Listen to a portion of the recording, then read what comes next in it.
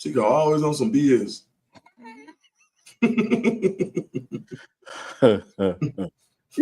Morning run. Let's go to the NIL Mixer event. Denise Smith, State Farm agent, and she's a CUM alum athlete based in Colorado. She's teaming up with Esquire Sports, and they're pleased to announce that this event, their inaugural NIL Mixer on Thursday, April 3rd. That's the Thursday right before the Friday, which is the Pro Day. So the Thursday before the Pro Day, April 3rd, Tomorrow. at Rosetta Hall on Walnut Street.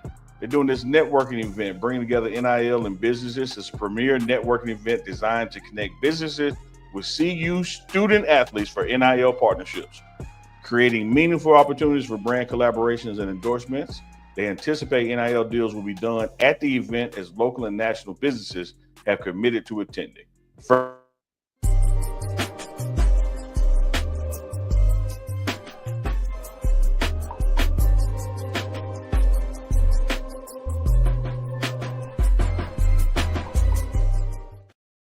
V Gates, good morning.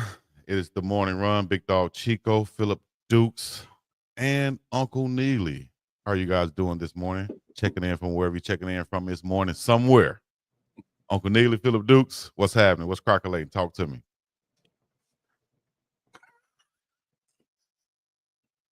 I'm in Boulder where it's colder. Easy. We're gonna call this the silent show. We're just gonna make faces at you, Chico. We're gonna talk with our expressions. Yeah, that's what I plan to do today. Real deal. Good to be back. Spring break is over. First practice was yesterday. Got one more tomorrow. Then going to do a scrimmage on Saturday. So it's been an exciting week here in Boulder. My man, Philip Dukes, is in Boulder where it's colder. So we got some stuff coming at you this week. Yes. Like we just played the NIL mixers this week. Tomorrow going down. Then you got Pro Day going down.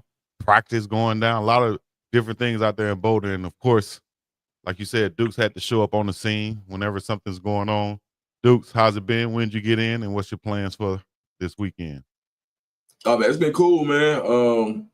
Yesterday was a real crazy little travel day, but I'll be over at the complex. When we get finished with this, I'm going to pull up on Uncle Neely, and we're going to go talk some football and get some of that inside scoop that you can only get on the morning run. And I'll be at practice tomorrow, just checking the guys out. So, and then Pro Day. My man Steph Brown will be here tomorrow. I think he's going to be working with LaJonte, Jimmy Horn, and Will Shepherd for Pro Day. So that's just an exciting week. We're going to bring Atlanta to Boulder, and the morning run is going to be unified even that much closer this week. So it's dope. E-line. Neely. Sound man. That's the manual sound man right there. Neely, any updates on your end that we want to start off with right now? Yeah, I thought practice on yesterday, man, when you consider first practice back after spring break, and you have to understand that with the weekend in front of spring break and the weekend after it, you know, you're not talking about 3 or 4 days off. You're talking about 10 days off. And so I think for everyone to have come back, not just on time, but early, 100% in that regard, for guys who have done their workouts on their own, when you looked at practice yesterday, you couldn't tell that there's been a week off. There's been some times, whether I was at Jackson State with Coach Prime or the first couple of years in Colorado here with him, that you had to get a couple of days in, you know, before it was looking like it was looking before you went on the break.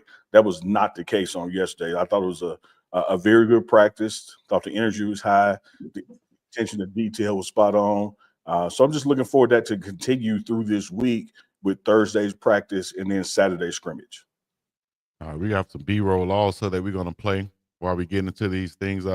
Coach Jay Field was just on the show with us this past week, and he was talking about his wide receiver group. Of course, Amarion Miller coming back off the injury, and a lot of the young guys out there been making plays. We've seen highlights of Williams getting up, making plays, Farrakhan making plays out there, Gibson, a lot of these freshman guys. Dukes, are you coming in there with the agenda like to find out who isn't making plays that we haven't been hearing about? Like, what are you looking for out there during practice when you're going to be attending? I'm looking for tangible energy. What I mean by that is I want to be able to feel like when you go in a place where it's electric, or you kind of get a feel for what the team is feeling like or how they playing or the effort. And when you go watch practices, sometimes when it feels deflated, you can almost put your hand in the air and you be like, oh, bro, this practice is a dud. Like, Chico, you remember even back when even Little League ball, when you could go and it just felt like it was going to be one of those days. That's what I'm looking for. I'm going to look for some of that tangible energy because we know that the ball players are there. I think as far as how the depth chart goes, it's way too early to try to predict who's going to be the first 22 out when it comes to Georgia Tech. But I think you will see some telltale signs, and that's what I'm looking for energy, effort. And I think the number one stat that's underrated when it comes to practice, when it comes to reviewing practice film is lows. 0 lows. You want to see people who are running to the ball every time. So that's what I'm looking for to see who's not trotting, who's always running to the ball 100%. The guys who are giving 100% effort, because 9 times out of 10, if they're talented, like the way this team is talented, the guys who give the best effort consistently are usually going to be the guys who are going to play.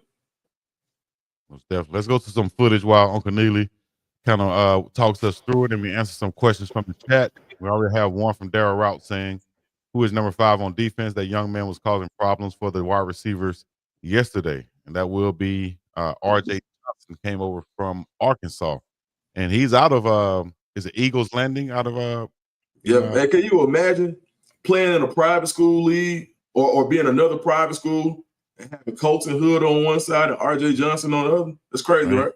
Man. Yeah, and Big Flapjack and Brandon Hood on the same squad. I tell you what, they don't play private schools no more. They play 4A. Eagles Landing is a 4A school now in Georgia, which is insane as far as where they came from. But they put them on the map. So definitely shout out to them boys. But R.J. Johnson, Arkansas did not want to lose him. I know that. Mm-hmm. The athleticism. It was all about when he was going to turn on the switch as far as being a student of the game and also taking in things as far as moving innately because you've already studied. And now you're starting to see some of that pay off. So now the secondary is starting to shape up, excuse me. And we see the returning guys here as Shane Coates is on the screen, LeJontay Wesley, you see Jimmy Horn Jr. right there putting in the work. What's going on right here, Uncle Neely? I mean, hell, you asked me that 5 minutes ago. Did you and Dukes ran the B-roll and talk for 20 minutes? Well, we are sorry, Uncle. No, like Shaq said, it's supposed to go 1, 2, 3, not 1, 2, 1. Not 1, 2, back to 1. I'm gonna come there and knock your ass out, Chico. That's what I'm gonna do. No, man, it was part of the excitement from practice yesterday was seeing the guys who were back in town for the pro day this Friday. Shane Coates, one of my favorite just human beings. Forget football and athlete. Good to see him. Wester was in the building. Of course, Shador was here. Spoke to Travis just a little while ago before we went live. He's in the building, as well as Cameron Silverman Craig. So these guys are here, getting their warm-ups done, getting ready for this showcase on Friday. The Coach Prime is really making, a big deal, putting the spotlight on them so they can get their chance to really show what they can do, particularly those guys who did not get to participate, in the combine. And even for those who did, whether it's combine or Big 12 Pro Day, to step your numbers up and show what you're really about. So it's going to be an exciting day here Friday as folks start, arriving Thursday for this. Like I said, a lot of the players, former players, already here. So the current players, of course, are vibing off that, man. So the energy here is off the charts, man. It feels like it's a second week in August versus a first week in April. Yeah. Shador there, like you said, getting that work in. Man, how important is it? I saw some clips of Shiloh running that 40 time. How important is it for him to run under a 4.4 to be during this pro day and to have his 40 time just solidified that, showing that he has that speed to play in the NFL? Man, I just think that whereas that's important, and it's important because, hell, he's made it important. He told his dad, if I go to get on the 4.4, you got to buy me a car.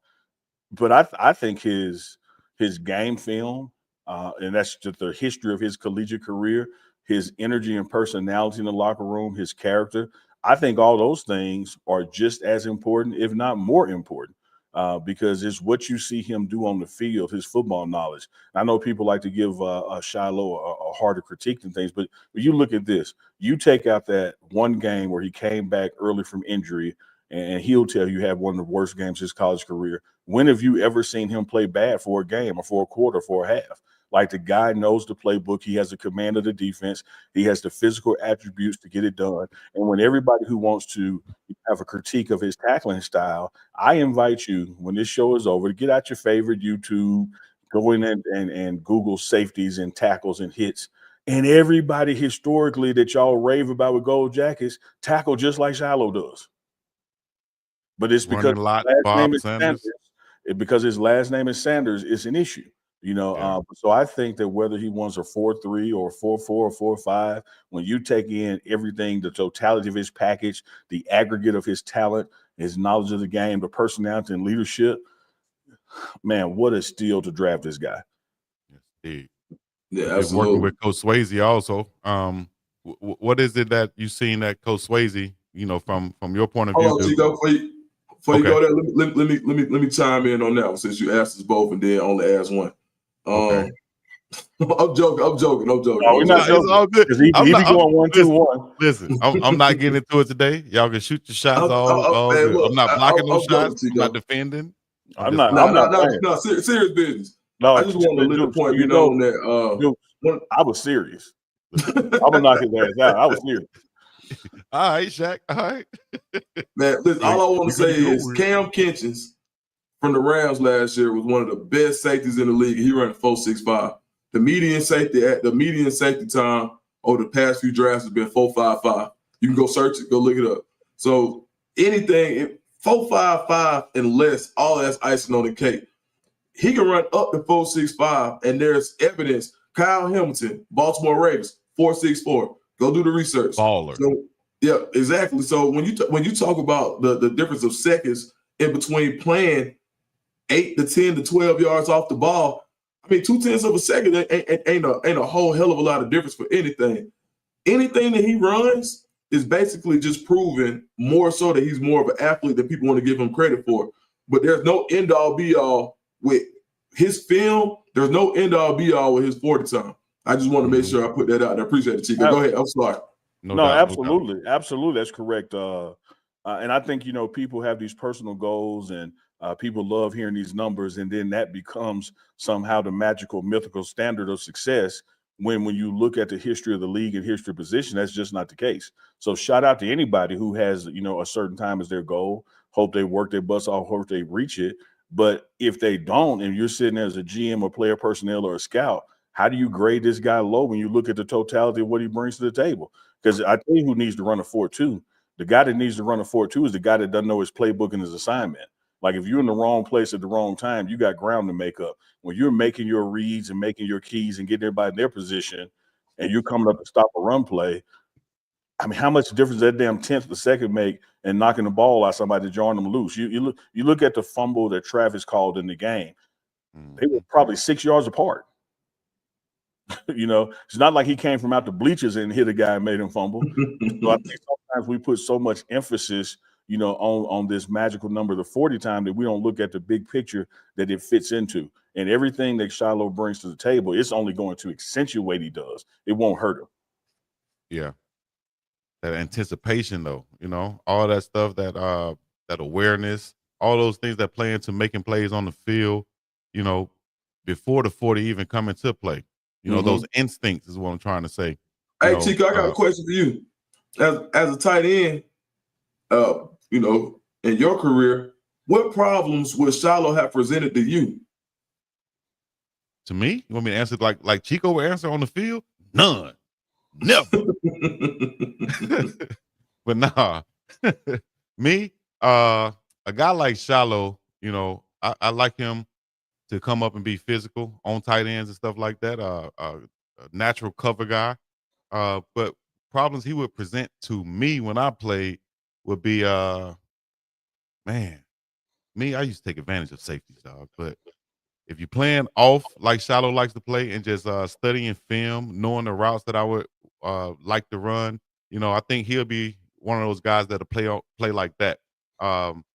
Him knowing who he's playing against, I think, is important for him and the way he plays it. So he probably would study film on a guy like me and say, you know what, I'm not going to give him the opportunity to be physical. I'm going to play off of him and just play like a loose cover cornerback or something like that instead of coming up in his face to be physical. Because I would want to feel the defender, to where I could box him out.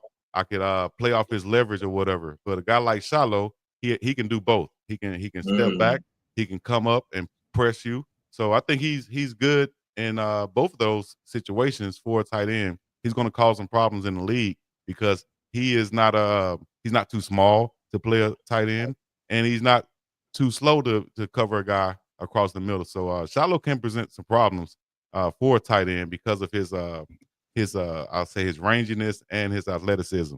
He presents a lot. Then he has great ball skills. So shout out to Shiloh Sanders. But let me say this to kind of get ahead of what Chico just said. If I could have jumped in and prefaced it, when Chico looks left or right before he answers, he lying.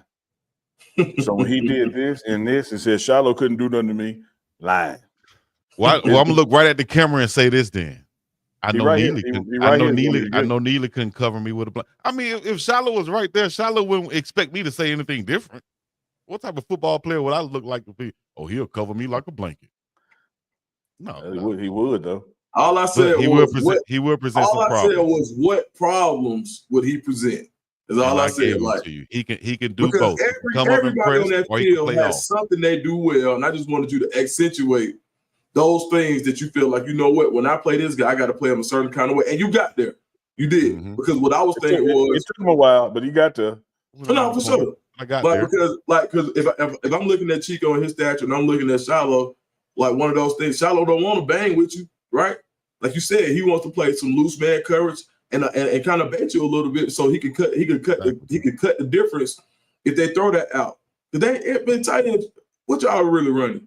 Outs, digs, run some seam routes, some crossers, some drags. That's it. Yeah. So you want to have somebody who can cut the difference, right?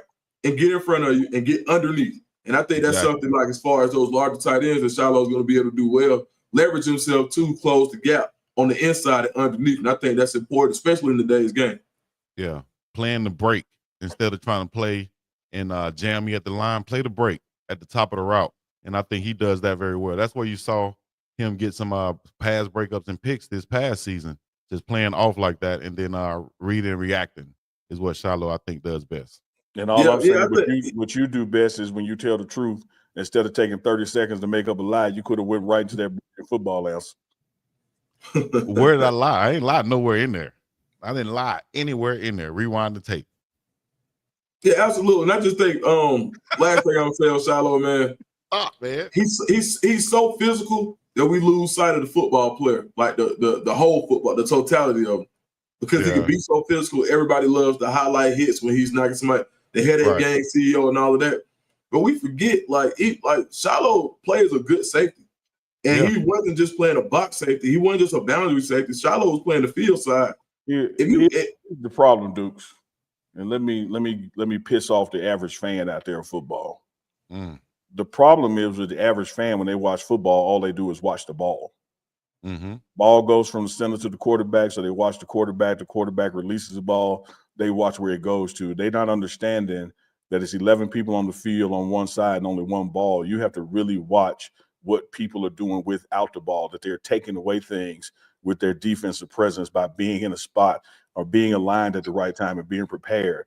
And then that is causing the ball to react to that. But if you only look at where the ball is ending up, then you're missing 85, 90% of the game. And so a lot of the impactful plays that you have played at the safety position, linebacker, even D-line, it is the ball trying to move away from that dominant person. When this retired DB was shooting at Coach Prime about his stats compared to Coach Prime's stats, well, your numbers are higher because they were challenging you. They didn't challenge Coach Prime's side of the ball. If you're only watching the ball, you would miss how brilliant of a player Deion Sanders was, because most of his plays prevented the ball from coming that way. Right.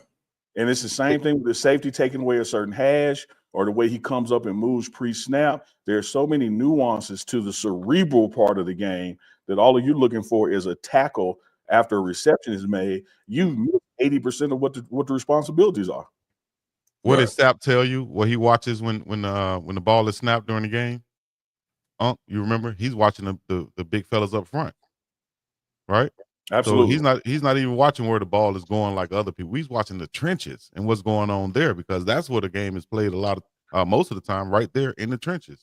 You know, before the quarterback can even get the ball down the field to the wide receiver, he could be getting hit in the mouth because the offensive guard missed the block and the defensive tackle coming in there. So, you Absolutely. know, yeah, you're right about that, Uncle. I'll give you a couple of points on that one. If you had the sound man here, he'd probably give me a bump or something. Like Sound man, you got a bump for Neely? Oh no, okay. Like I told y'all, when he turned that head, he lying. If he looked to the left or right to look up, a lie coming next. Oh man. I did have this Coach Swayze footage. Uncle Neely, can you let us know? I wasn't able to review it, but I'm thinking that it's a B-roll, correct? Or do you want to let us? There's some audio to it. I just was Okay. talking to him about before practice started. Was he looking forward to? Well, just go ahead and roll it. All right, I'll just roll it. Here we go. Spring break, you looking knock a little rust off, or you anticipate everybody ready to go? Yes. No, I'm definitely anticipating that because I think the guys did an excellent job over the break. We had the Monday workout. They did good on the report day on Sunday. Guys looked fresh and excited to be back.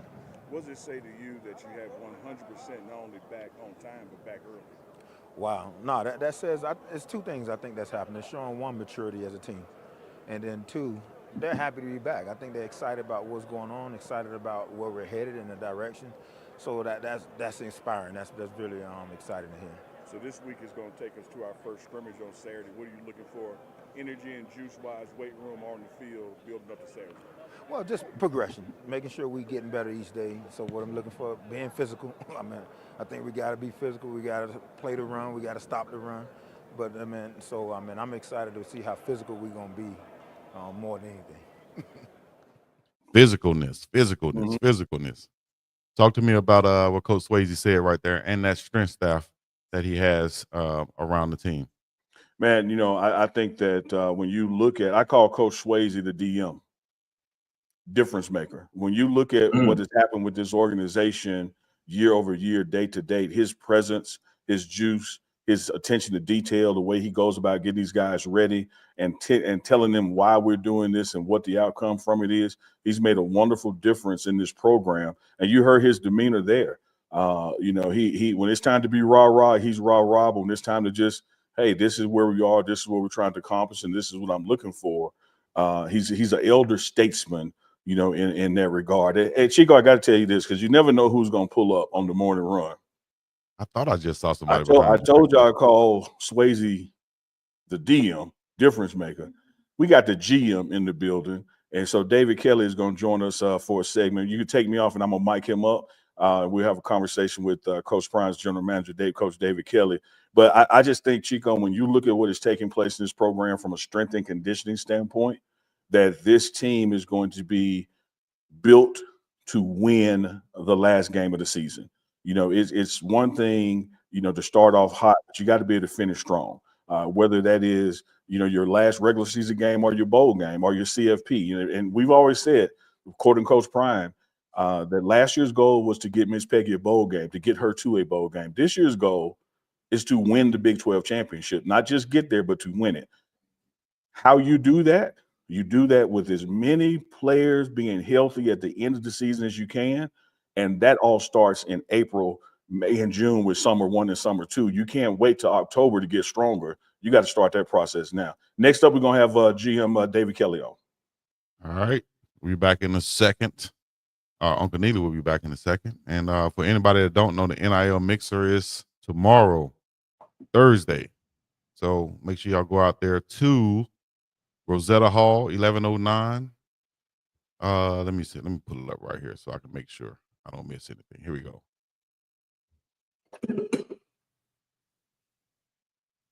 Have committed to attending. First event of its kind, Ocho. First one. Indeed. And First DJ Fedora is going to be there, our dog. Woo! Not DJ. DJ Fedora.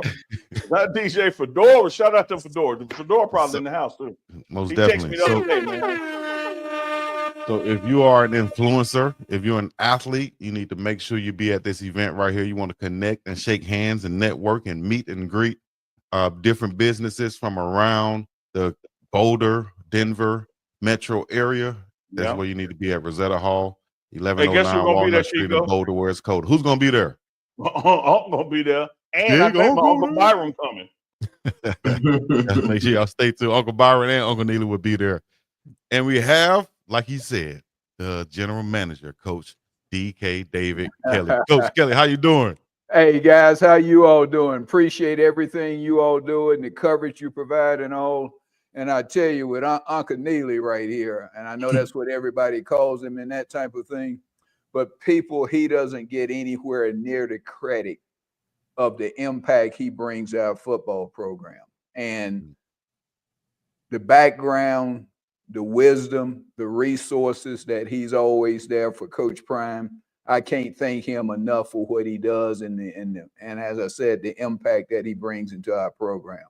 You know, I really kind of like to stay away from platforms such as this, even though I appreciate greatly what you all are doing, because it's a great opportunity for all the others within our organization to shine their light, so to speak, and to continue to progress in that regard. And also, once again, thank you for you guys. And I say that with all sincerity and tremendously appreciative of your efforts. Hey, we Much appreciate you, appreciated. Coach. Thank you. Dukes, you want to start off with a question for Coach? Yeah, absolutely. Coach Kelly, so in Yes. this new landscape of NIL and roster management, everybody has a different title for what they do at each school. What does general manager mean in the University of Colorado's football program? Well, similar to what I said in regards to why Coach Prime has me here, to be perfectly honest. And as he told me when I first arrived, hey, Coach, we have some extremely talented people in our building, in our football organization. And he's continuing to, I don't want to say improve, but he's continuing to build on that each and every year. If you look at the staff that he's comprised thus far, and all I can do is kind of laugh and say it's second to none, because it's unbelievable. It's a who's who as you go down the road, and regardless of whatever position area, and even the lesser known position areas that the public wouldn't be aware of, the support staff in that regard, we have the same caliber of people in those roles. So what he's put together in that situation is unbelievable in it. And the only person that could come up and construct something like that is our head coach. And I'm not saying that to pad his coffers or anything of that sort, because he doesn't need it, but it's true, it's factual. So, but in my regard, I was brought here as someone who's been in the collegiate profession for a long period of time, and that's what we're in right now at the University of Colorado is college football. So because of my experiences there, as Coach said, we have some extremely talented people. What we don't have is the experience and wisdom that you have in regards to how this process works. So I'm here to provide input for him in that particular regard. To be perfectly honest, I'm another pair of eyes for him on and off the field, because he knows that the Uncle Neely's, the Coach Kelly's, and people of that sort is going to protect him and quote unquote watch his back to the highest degree. I'm here to assist and support all others within our organization as far as coaches / staff, and most importantly, the players, to help everybody realize their dream. So in that particular regard, I'm summarizing instead of going specifics. I'm summarizing where I come from and where I ride in this particular process. But and it's short story. That's what I'm about. That's what I do here. I'm here to help everybody else for their light to shine and be the absolute best that they can possibly be. Nice. Awesome. Give us a brief background, in history of your coaching career and things of that nature. You said to make it brief, so I don't know how brief I can make it. But anyway, I first met this goes back and leads into something else, and I get to what you asked. I first met, That's that general manager right there. They calling me, but I first met Coach Prime back in 1993 when I was a high school head coach in Atlanta. Yeah. He was a star player for the Atlanta Falcons. He read about our high school team in the newspaper, and lo and behold, just like Deion Sanders / Coach Prime is, he took note in. Here was a African-American coach. I was 23 years old at the time, in a upper class, predominantly white school, and they are doing extremely well in the state of Georgia as far as high school football is concerned. So because of that process, because of what that was, obviously he saw it, he took interest in it, he started supporting our football program, and our relationship has just continued to survive over that course of time. You know, I always like to say and pat myself on the head as far as my evaluation abilities. We were the first major college to offer Shadua a scholarship. I was at the University of Oregon at the time, and Shadua was in the 8th grade. So we were the first to uncover and unearth that particular talent in that regard. But anyway, I started as a high school coach there in Atlanta. From there, and I'm just going to reel it up. Hold on, Coach. Coach, Yeah. can I stop you? Coach, you the same Coach Kelly from Dunwoody? Yes. No, man.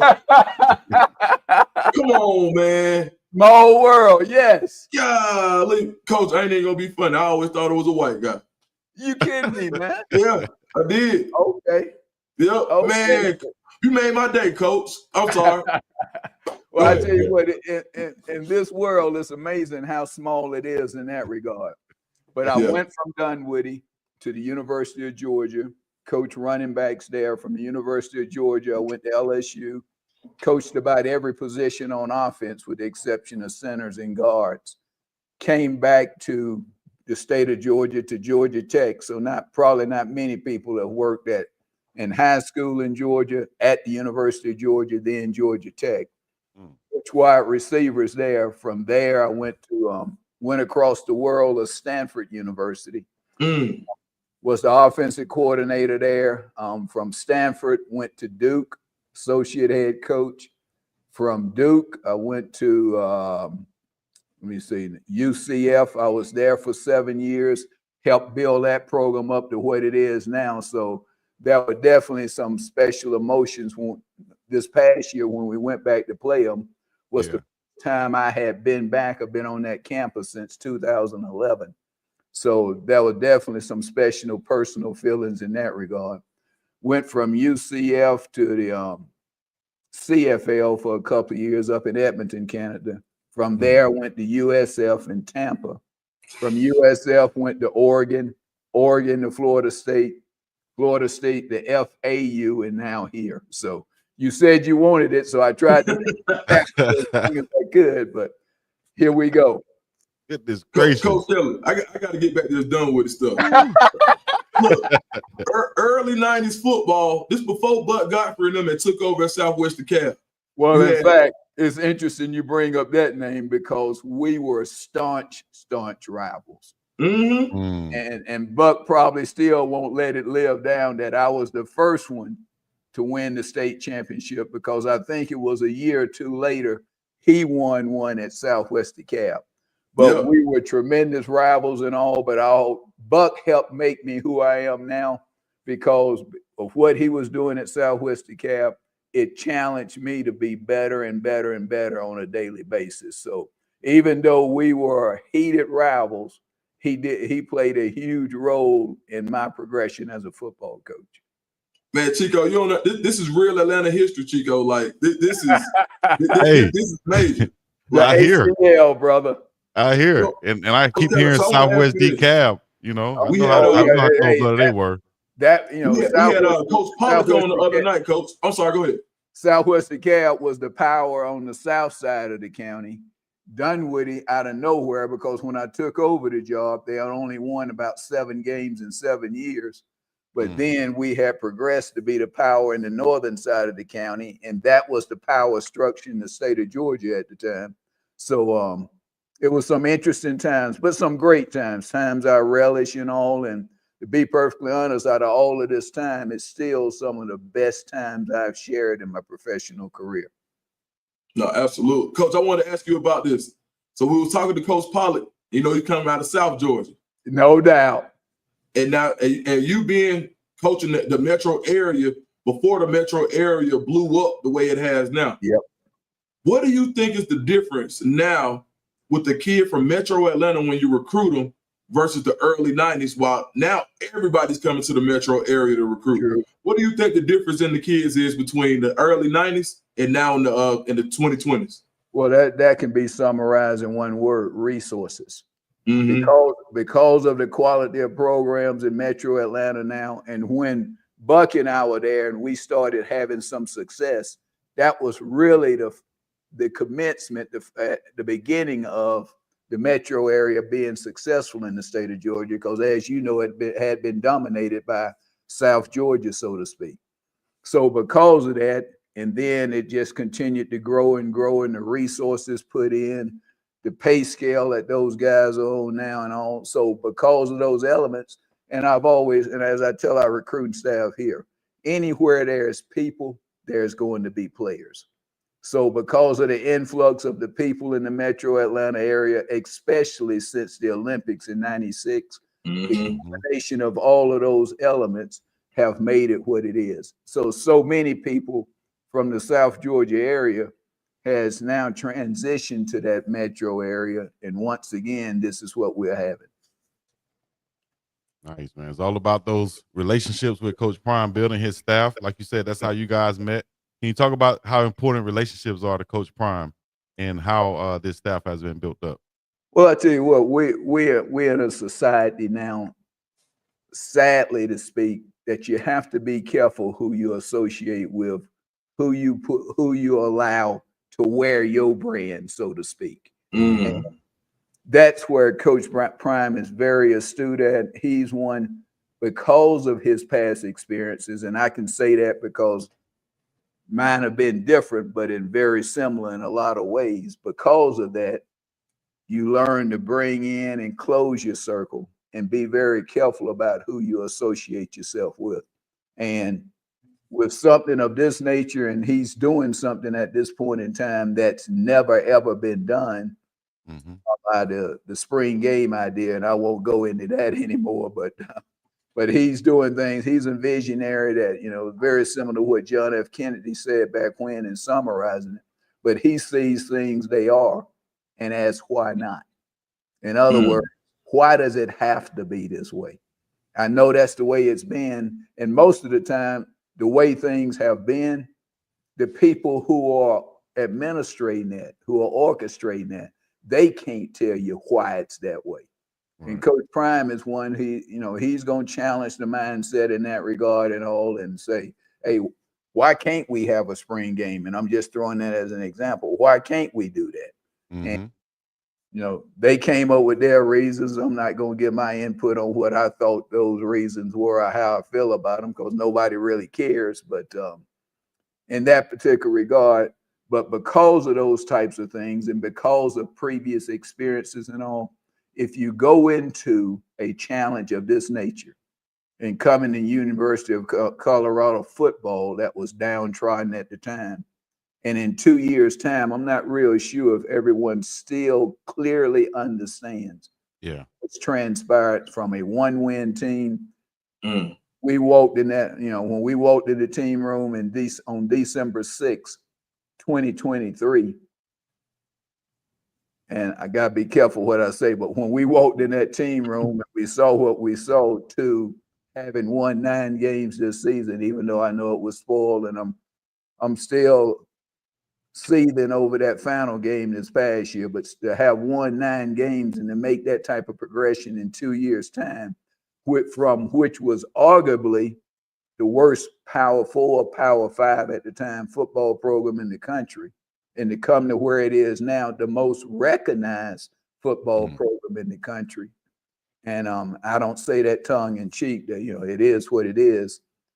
I don't think people give him, our staff, and most importantly, our players, the credit that they deserve for that accomplishment. I hear the different things right now about Shiloh Sanders and where he should go in the draft and things of that nature. Are you kidding me? And I'm not just saying it because of our relationship. You're talking about a young man who, ever since he started from the lowest levels as far as youth league and all through high school, through his college experiences, the one thing you can say about him that it's the number one thing I look for in evaluating any quarterback. He wins everywhere he goes. Bottom line, he wins and he has won everywhere he's been. If you're looking at, if I'm in the NFL and I'm looking for a quarterback, I'm looking for those in regards to the number of snaps that they had. Well, this kid, a young man, has performed. He came in at Jackson State. He started out right away as the quarterback, and look what all the great things they did there. And the university is still on a high because of what was instituted then and what they've carried on since then. And now at the University of Colorado, come on now. You know, you can't go anywhere without. In fact, I was at this herbal store for all these different type of supplements and all in New Jersey this past week. I was up there helping my daughter move into her apartment. I go to this herbal store and I'm in there and all of a sudden I had on my Colorado hoodie, just like I always do. And the workers there, are you a fan of Colorado? I said, yeah, I'm a big fan of Colorado. And then they got all excited about the great things that are going on and that type of thing. So that's the impact that the Prime effect has had since we've been here. So you talk about that, then you look at what Shiloh has done and that type of thing.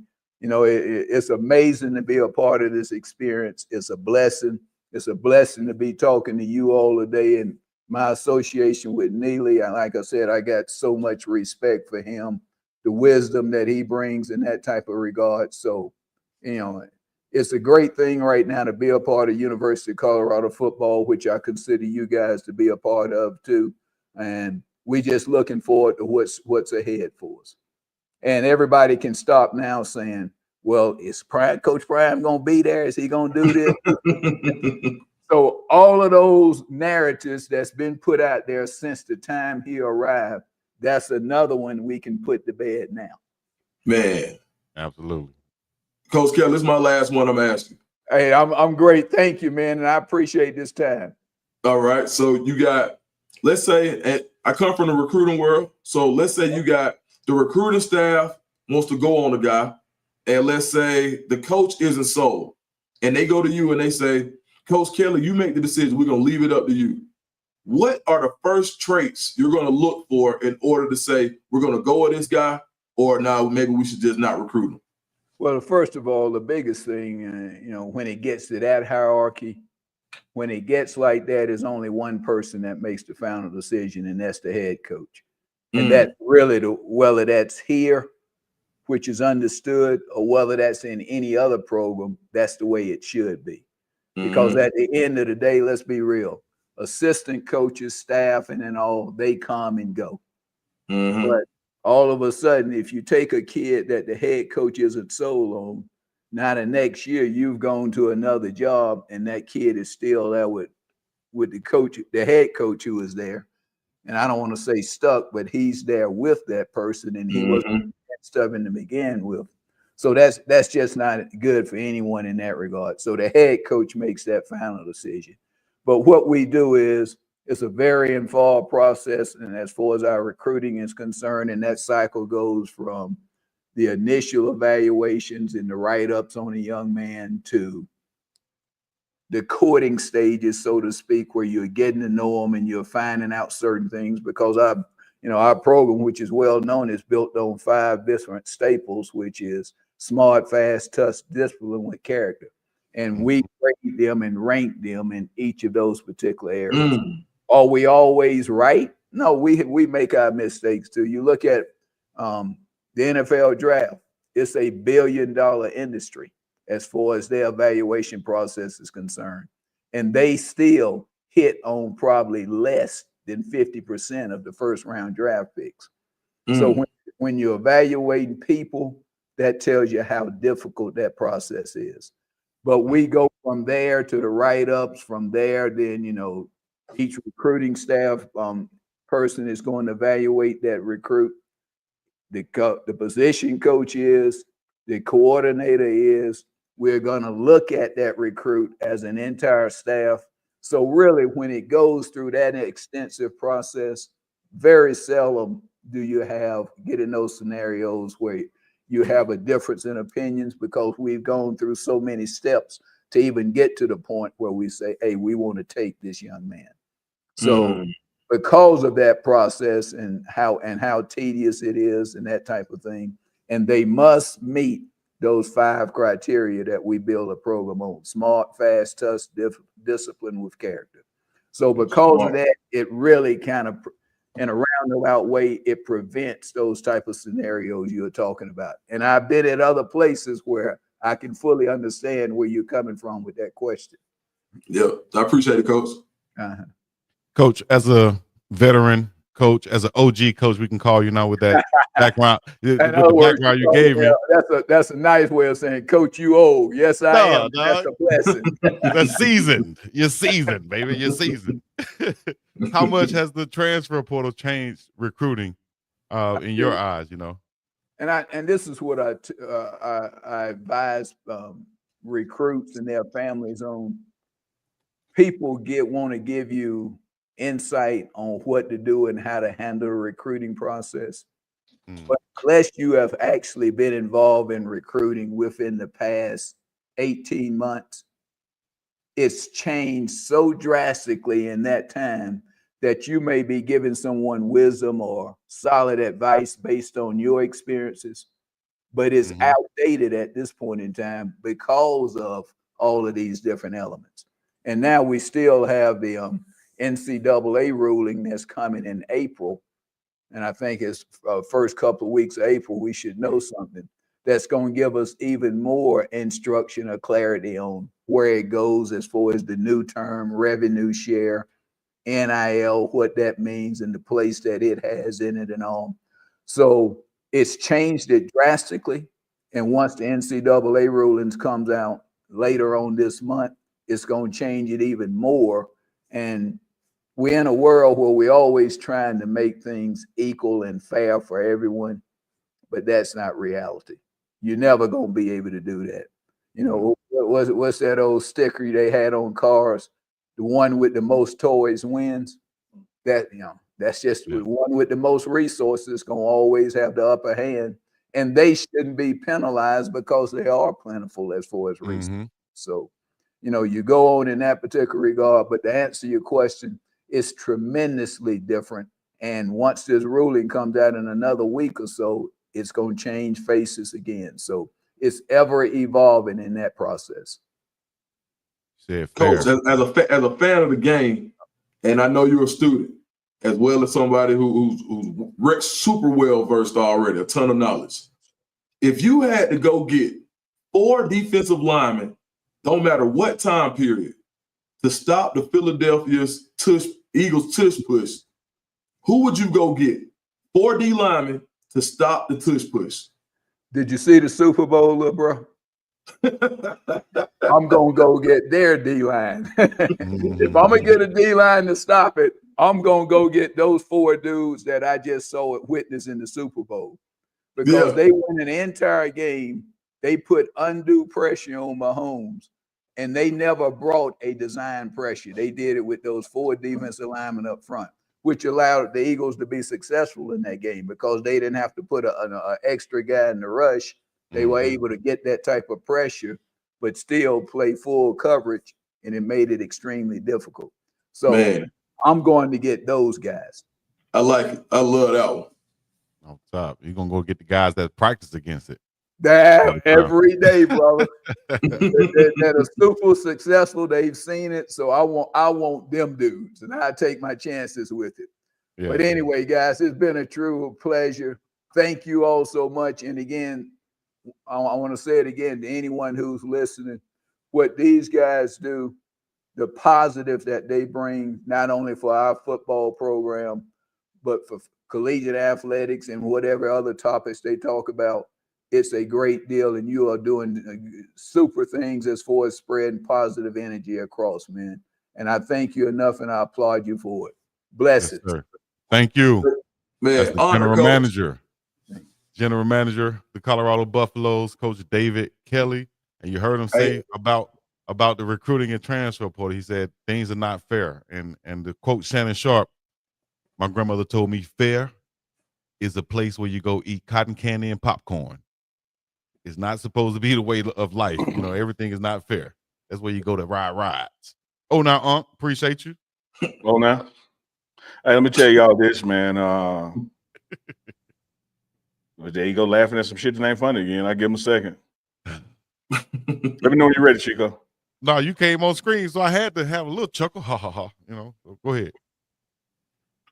So I pause again to give you a place to edit it. So you have to think about post production. See, if I just start talking while you talking, then you can't edit it. So I had to give you a little break. Let me tell you this: if you ain't know David Kelly before now, you see that it ain't just Warren Sapp, Deion Sanders, and Marshall Faulk with gold jackets. This brother's a gold jacket when it comes to organizational awareness in collegiate athletics, particularly football. You look at everywhere he's coached at a high level and been a person of responsibility in it, and you see why a Coach Prime wanted to have him as part of this organization. What he brings to the table for these young people, for the staff. You know, I enjoy my relationship with him. I stop by his office regularly just to get some knowledge and wisdom because Coach Kelly has it, man. And a lot of times y'all don't get to see Coach Kelly, but you hear him. If you ever listening to the team meetings and Coach Prime is talking, you hear somebody go, "Talk to him, Coach." that's DK leaning against the wall. Yeah. I should have asked him what are some of the things you might write down on that little notepad that you see in the background of the videos. Can't tell you that. This is the longest I've ever seen him not write nothing down. I guess he was sitting on it. He couldn't get it out, but he gonna take some notes now. And then when you have that meeting later on, he gonna bring that notepad out. We're gonna go through it. He's always observant. You see him in the background on plays. So he's not just a general manager for the organization. You know, he does it for the offensive staff, the defensive staff. Yesterday morning, I spent time in the wide receiver room. And I was in there about 10 minutes, and door opened. DK came in and stayed about 10 minutes and took some notes. And on his way out the door, told Jay Field, "Good job, Coach." Now, Coach Kelly, man, look, that made my day, man. Like growing up in Atlanta and hearing about those programs, because I really wasn't off the porch yet in '93. I think he wanted in '93, and then even Atlanta State Focus just put me on games. See, I didn't know. In the 80s, they was already popping. They just got their state championships in the 90s. So that's what they promoted. Dude, one thing I'm gonna share with you, Dukes. I think I got it on my phone. I can show you when you get here. There's a picture of Deion Sanders with the Atlanta Falcons sitting in the locker room, reading the local paper and reading about DK's Dunwoody football team. Wow. And from that article, he cold called the school, and of course, you know, people gonna think it's a prank call, you know, and did some things to support him, and has developed a relationship. I remember even at Jackson State, Coach Prime wanted to have a staff retreat, and he called upon NFL people, you know, Jason Garrett, like just a long list of people. They all were there, but they were there via Zoom. DK stopped what he was doing and traveled to Texas to Coach Prime's house to meet with the coaching staff, Jackson State coaching staff in person, and talk to them about what they had accomplished at Florida State and what they had accomplished, you know, recruiting wise. Man, he's a wonderful person to pick his brain on the knowledge of the game and the inside, how it really works. Like I tell Chico all the time, everybody loves sausage, but don't nobody want to see how it get made. He ain't lying. And DK can walk you through how the sausage get made because he has won at every level he's been on. Yeah, that's what you want to have around you as a head coach. You want to have winners. You want to have experience. You want to have people you can trust and you can lean on. And like he said, that's going to have your back for real. That's one thing I can say about, you know, Uncle Neely, and seeing the demeanor of Coach David Kelly, and all of the, I call it it's like a what do you call it? I don't want to get it wrong because I'm gonna be on like an incubator system at around Coach Prime that's making sure everything is handled correctly. because him just being one person and being a celebrity and being through so much stuff, he knows it's like a whirlwind going on around. He need people that understands this and can handle this and that speaks his language. And that's what Uncle Neely, Coach David Kelly, Pastor Dewey Smith, and all the guys around Coach Prime, that's what they do for him. And you can Appreciate see that, it, man. Hey, Chico Much love. snatched that rebound and went coast to coast, didn't he? Yeah, so he ran. I saw a little point forward and point Yeah, forward. it wasn't no he. Yeah, No, okay, wow. Chico. And let me double back on it because he might not have heard it for the first time ever on the morning run. I actually said I appreciate that, Chico. Ooh. And it sounded like he meant it too. So that's much love, man. I did, man. Let me tell y'all a quick story, man. That just happened about 22 hours ago. I was here in the building, and Coach Prime said, "Hey, man, let's get the golf cart. Let's ride, go look at some stuff." So it's just me and him on the golf cart, and since he has signed this extension and is going to be here, he now has a demonstrated tangible awareness of what's going on in Greater Boulder. So we went around to look at, some of the new apartment complexes that are being built close to campus, the infrastructure investment around here. And, you talking about pulling up on a construction site, man, and you're on a golf cart with Deion Sanders and they just shut the whole damn site down and answer the questions he got, And so it's amazing to see like his impact and gravitas just walking in a place. Now, in his mind, he's just, hey, I'm just a nosy citizen, but the world stops, and the negotiations that he's able to do because of that leverage is just amazing. So we rode through campus for a good while, and then we were going up a hill, and he looked across the street at the bus stop, and there was a student over there with a Prime T-shirt on, his logo. And so he kind of waved, and he slammed on brakes, made a U-turn, went over to the bus stop, took a picture with the student. Man, just made that kid's life. He's like, man, you repping the brand, man. I had to come talk to you, man. Get a picture. They chit-chatted. When he rides through this campus, man, it is it's like Superman, walking through Metropolis. Like everybody stops what they're doing and wants to touch him and talk to him and that kind of thing. Just to see his energy, man. I've told folks a lot of times that whether it was, the health when he was dealing with his foot issues, to now his son's not being on the team. This is literally the best Deion Sanders I've ever seen since I've met him. His energy through the roof, his focus, his attention to detail, the things he's saying and doing in practice are things I used to see him do at, say, October during practice, not during April. The level of expectation, the attention to detail, the discipline is at a level I've never seen it before. Wow. Dukes, you're about to see some stuff, Dukes. You're about to go to practice or to the campus. You're gonna see practice tomorrow. You're gonna see the pro day. Man, you excited? Absolutely. I'm excited man. for you if you're not. Yeah, no, I'm excited, man. It's always good when I come out here. You can't replicate this. And it's part of the little tour I'm doing. But just the most time I'm spending at any school that I'm going to. Like I said, I want to see it all. And shoot, man, you got guys like Uncle Neely making sure you're straight. Being a part of the morning run, right? Now it's bigger. Like when you get your press credentials, you can say the morning run. You can say, or when you go to a press, you go to a press conference. It don't matter where I am. This is the beauty of it. I can go cover somewhere anywhere and say, this is Philip Dukes of the morning run. And it's beautiful what we're building. So, of course, it would only make sense for me to come spend the lion's share of my time this week in Colorado on such a big week. Yeah. Hey, Dukes, Pregame Network, baby. Y'all make sure y'all check it out. To that point, Dukes and Chico, share this with you. I was sitting in the office this morning, and Richard Calhoun, who's the director of football operations, stopped by, which that's pretty normal. He and I have a relationship like I do with Coach Kelly. And he said, hey, man, just wanted to let you know, I've been catching up on your new program, and particularly the morning run. He said, man, it's exceptional coverage. I like what you guys are doing. He said it's bigger than sports. It has like a Good Morning America vibe to it. He said, man, y'all keep going. Y'all are really onto something with that. Man. Wait, who said that again now? Reginald Calhoun, director of football operations. Not Junior, but Big Calhoun. Hey, let me Right. tell you this. Let me tell you this, Chico. I just want to make sure. I want to make sure. I'm finna walk you through it. I'm finna help you make sure. Okay. Because I got a son with my name. And when somebody talking about him, they have to say Junior. They leave it off. They talking about me. So the fact that I didn't say Reginald Calhoun Jr., I'm talking about Big Rich. Oh, nice. Yeah. Nice. I like that. Yeah. And I'm gonna use that for forever. I didn't name my son a Junior because I didn't want him to go through that right there. I did put my name in his name, You but ain't want Marco to jump on him? Man, come on, dog. You Chico Cleveland boy. Pow.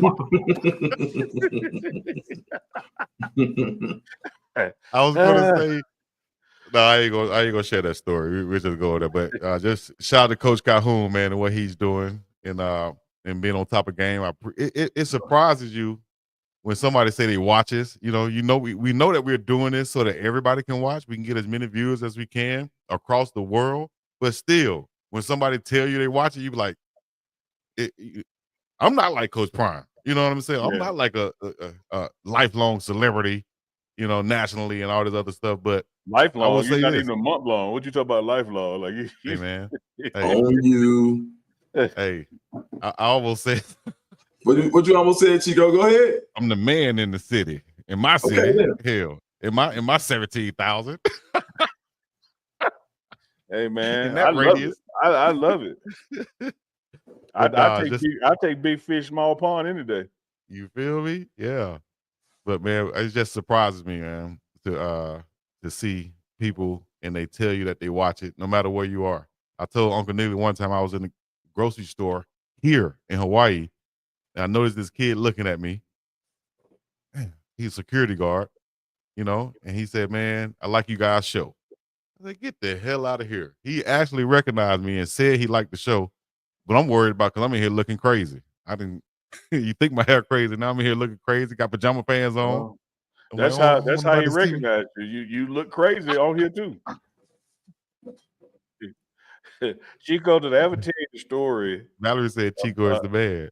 Did I ever tell you the story about my brother and his driver's license? Y'all related, Chico?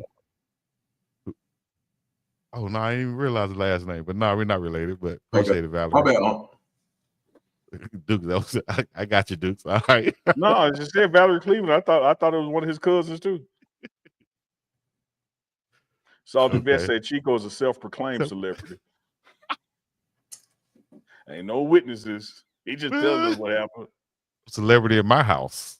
Man, that hook shot famous. That is 4 of them. I'm not even gonna lie to you. Y'all almost got a video yesterday of me shooting hook shots. I went out to the court with my son, just started shooting hook shots. And they kept going in. I said, I'll video this. I didn't video it. I'll do it next time. I'll make sure y'all see the hook shot. It kept going in, dude. No matter where I shoot it from, it kept going in. 92%. That's right, Keisha Love. That's the story. That's what Chico did. See, Chico looked crazy on the show, so when the people run into him in real life, he'll look like himself. That's crazy. Oh man. Chico, we got what's the day? Wednesday. So tomorrow we got practice, right? Regular practice. Friday is the pro day, and that's going to overlap with the weight room, with strength and conditioning, with offense, defense, alternating between their meetings and weightlifting. But primarily Friday is going to all be about that showcase. And then Saturday we have a Saturday practice, which is going to be officially a quote unquote scrimmage. And so from here on out, I'm expecting Tuesday, Thursday, Saturdays the rest of the way. So practice 7 is behind us. Practice 8 is ahead of us, and that culminates with practice 15 on April 19th, Folsom Field. Will be televised on, I think it's ESPN2, I think is who announced they're televising it, but it will be, and the Pro Day is on NFL Network. Yeah. I like how people can log in here and get some real information, some real behind the scenes, some real exclusives, and you get some real entertainment, man. We appreciate everybody checking in and logging in with us. We're gonna let Philip Dukes get to where he got to go. Uncle Neely get to where he has to go, and I got to get downstairs to the cafeteria. I'm hungry as hell. Well, I've been trying to meet you in there. I'm self. Let me say this. We'll get the driver license story. Friday then? Yeah, before we log off, shout out to Salty Vet. He says, I have spinal surgery in 20 minutes. It has been good watching you guys, man. Salty Vet, wishing you the best in your surgery, man. Thank you for your service. Thank you for always supporting the Pregame Network, DukesTheScoop channel, as well as BiggDogg Chico channel, man. Prayers to you. Get that recovery on. Mama Tia has been bouncing back as well. As Coach Prime always says, man, we all going through something, and you just never know. So keep that in mind before you have to run up on Chico and hit him with a haymaker. He going through something. Just pray for him. Y'all pray for all the families and all the people out there that's going through something. Pray for my family. Got my brother-in-law's in the hospital and things of that nature, and everybody out there that's going through something. Y'all pray for them. Put a prayer. But I never got clarity last night, Chico. I appreciate you reaching out to us. Did you put him in the hospital? Like you and them the story didn't make no. We're not going there. Wish you a successful surgery, Salty Vet. Uncle Neely. If he listens to the show, you probably sit up here laughing at Uncle Neely right now. Like, I needed that little laugh. Oops, man. Good luck in the hospital, man. We're praying for you too, big brother-in-law. Much love to you. Hey, as we get out of here, let's well, I'm gonna say that after this Jay Brown super chat. Jay Brown with the $9.99 super chat. Oh, now from Brooklyn. Brooklyn, stand up. Rest in peace, Radio Raheem. Do not laugh, Chico. That was Brooklyn's finest. But I was gonna say, as we get out of here, y'all put the praying hands in and Salty Vet. Put praying hands, Salty Vet. Let that man know you're praying for him as we get out of here.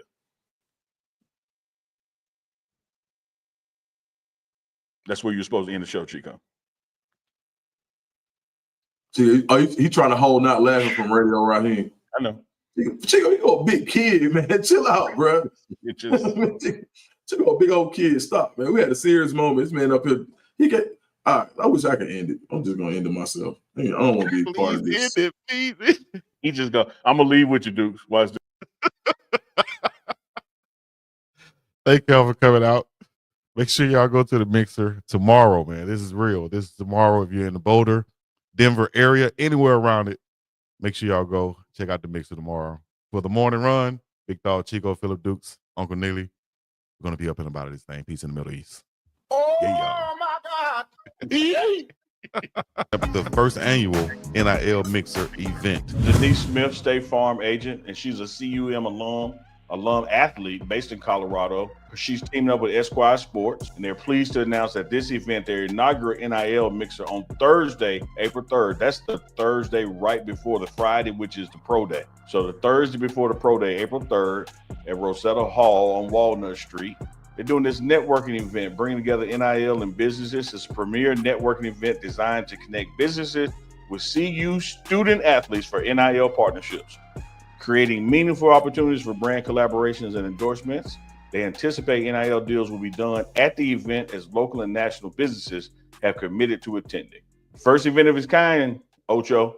First one. Indeed. And First DJ one. Fedora is going to be there, our dog. Woo! Not DJ Fedora. Not DJ Fedora. Shout out to Fedora. Fedora probably in the house too. Most He definitely. texted me the other day, man. So if you are an influencer, if you're an athlete, you need to make sure you be at this event right here. You want to connect and shake hands and network and meet and greet different businesses from around the Boulder, Denver metro area. That's where you need to be at Rosetta Hall, 1109 Walnut Street in Boulder, where it's cold. Who's going to be there? I'm going to be there. And I think my Uncle Byron coming. Oh my God.